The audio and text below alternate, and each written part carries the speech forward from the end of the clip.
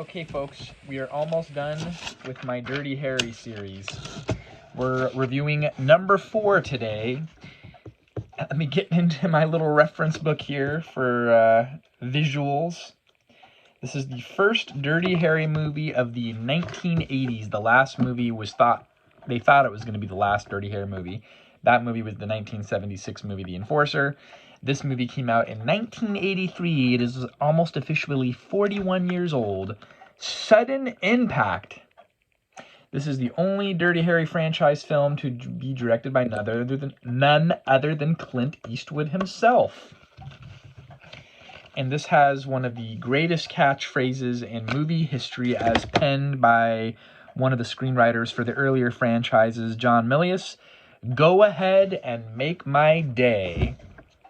And I think about that phrase from time to time, as Dirty Harry obviously is the ultimate badass. This movie was very successful.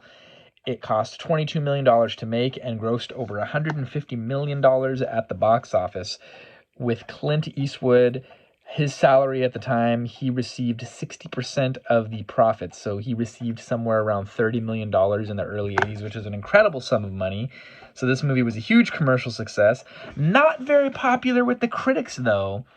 And I'm going to talk about my review right early on now. The Rotten Tomatoes average is 53% compared to the last film.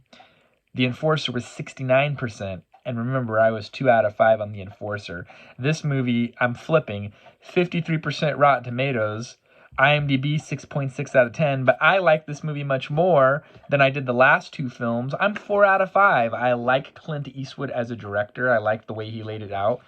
He returned to Jerry Goldsmith did the soundtrack on The Enforcer, but then they returned to the original guy that did the soundtrack, which was, where are my notes? Lalo Schifrin. So they brought him back. It starts off with a very 80s soundtrack in the intro, but then I like it. It was really good at building suspense and building action. There is a female protagonist that is kind of a vigilante of sorts. Her and her sister were brutally raped and assaulted 10 years prior, which is alleged in the movie.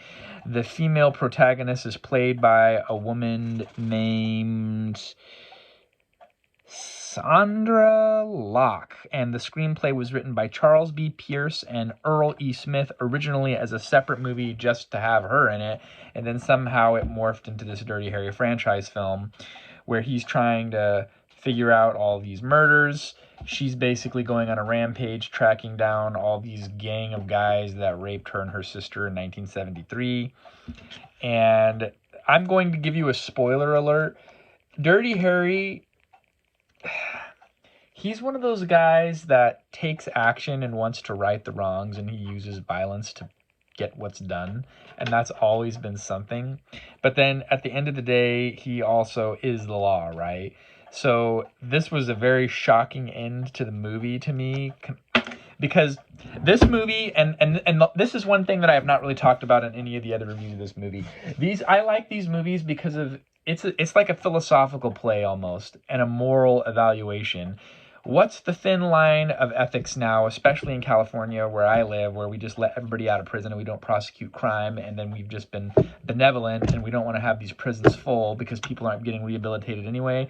What's the fine line between putting bad guys in jail and keeping law-abiding citizens safe and turning the blind eye? So Clint Eastwood is just looking at crime and dealing with it in the harshest way, which is usually taking out the bad guys with a .44 Magnum, right? This woman felt like there was no justice, so she waits 10 years and prepares to pick these guys off one by one because the courts probably weren't going to do it, and nothing happened to any of these people. And she pretty much kills almost all of them, with the exception of the final guy. Harry Callahan kills the final guy. The movie was filmed on location in Santa Cruz. Primarily the boardwalk in Santa Cruz is one of the main feature points of the movie. I really love Santa Cruz. probably one of the better beaches in Northern California. I'm a SoCal guy. I prefer the beaches in Southern California, but as far as Northern California beaches go, you can't beat Santa Cruz.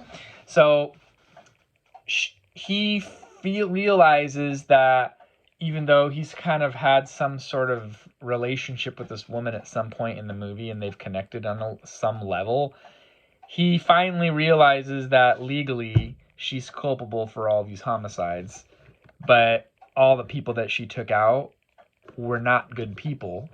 And so he looks the other way and doesn't do anything about it at the end of the movie. So there's a huge moral play there that's kind of been building it up, where you see him taking the law to a certain degree, but it's still somewhat within the scope of the law, even if the Dirty Harry character chooses violence to get does the end justify the means, because what she still did was technically murder, even though the people she killed was bad. But I don't know. It's a deep moral philosophical debate within Sudden Impact. So I feel like that question has obviously been proposed throughout the Dirty Harry films, but then it comes to fruition in this film at the end of the movie, and he looks the other way with the crimes that she committed, even though she herself was a victim of crime and she felt justified in her actions. I don't know what to think, and it's challenging my mind. So that's the Sudden Impact movie. I liked it a lot better than The Enforcer and